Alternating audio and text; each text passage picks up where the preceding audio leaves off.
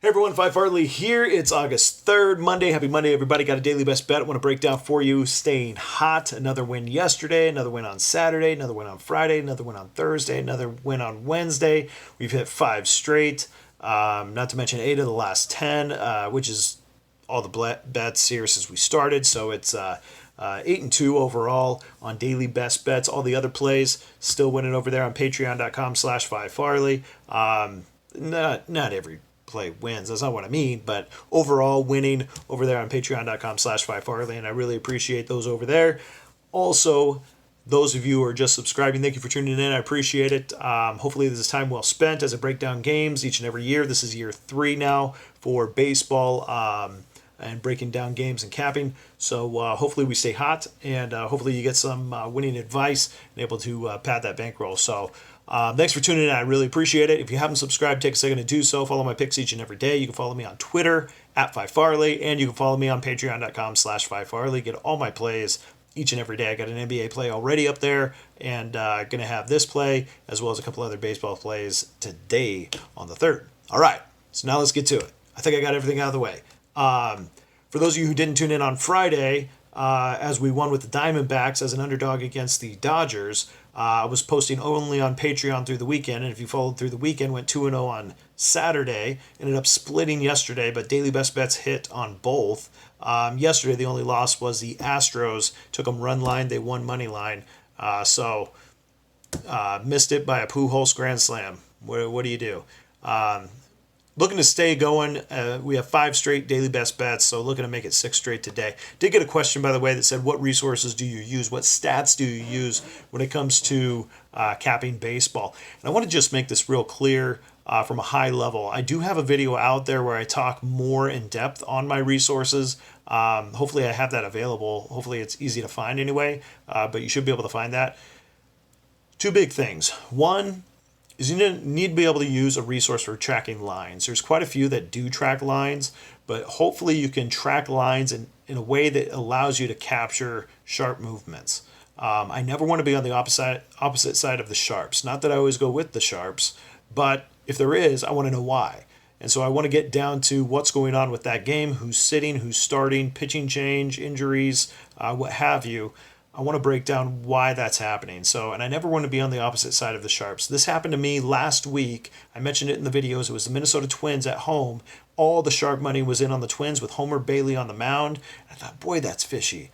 But then as I dug into it, I saw that Homer Bailey was actually a really good option, and the Twins were just dominant at home. Sure enough, they ended up winning that game quite easily. So that's one resource. The other one is I want to dig into the stats that Joe Public doesn't know about.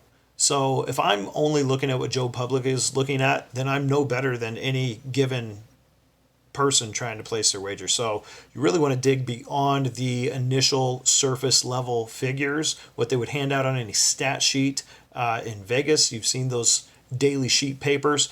You want to dig beyond that. So if you can get beyond that, if you can get to some numbers and some data points that are going to help you break down a game beyond that, then you can find an edge.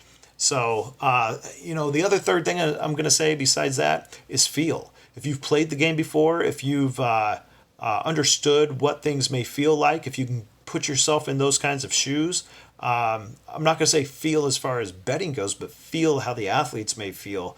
That can be the same for basketball or for football. What it may feel like to travel, what it may feel like to come off a loss, that can give you an edge as well. Especially those feeling plays I like a lot when there's an edge, because that's not often baked into the line. So you could typically find an advantage there, and that's one of the higher percentage payouts when that case occurs. All right.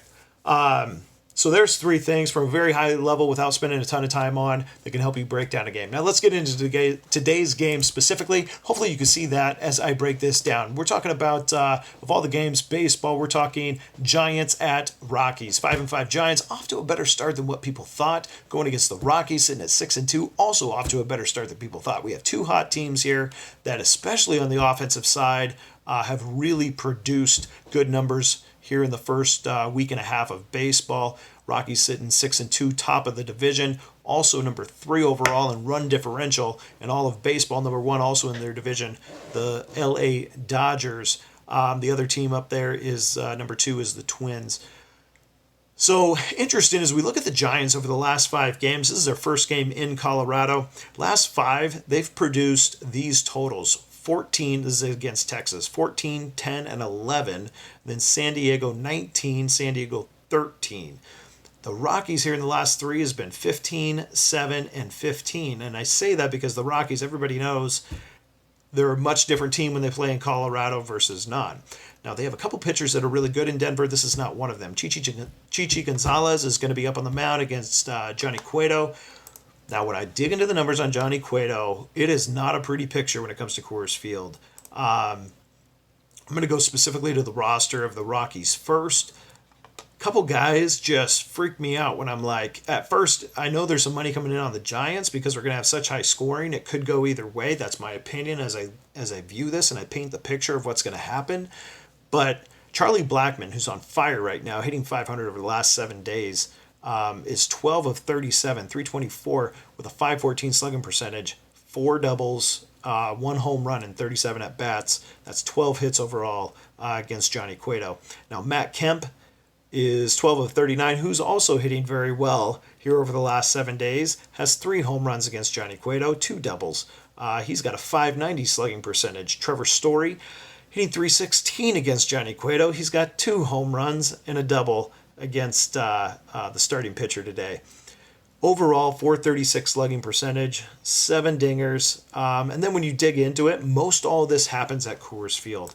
Cueto's history at Coors Field is not pleasant. It's nothing to get excited about with him on the mound if you're backing the San Francisco side of this.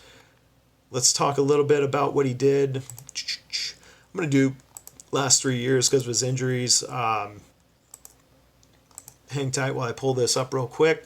In Coors Field over the last 3 seasons, 2017 to 2019, he is 1-1 with a 6.3 ERA and 10 innings, 13 hits, 7 earned runs on 2 home runs, and 3 walks. 325 batting average while pitching at Coors. Wrong lineup, wrong time, wrong pitcher in this situation.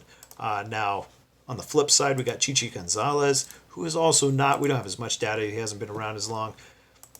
Not very great at home either. This is not really the best guy on the bump, especially if you have an under total, which is where I'm going with this. We are not going to have that.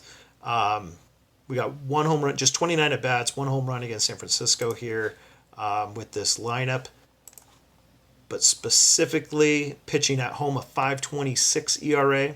He's only 1-2, 25 innings, 28 hits. Never like that. Never like to have more hits than the amount of innings you have. 15 earned runs, 5 home runs. This is only six total starts. He has 5 home runs, 13 walks. Big concern. So a bunch of red flags. 277 opponent batting average when pitching at Coors overall. So all things said, I think we got an over here. I think we're going to land between that 15 to 17 range.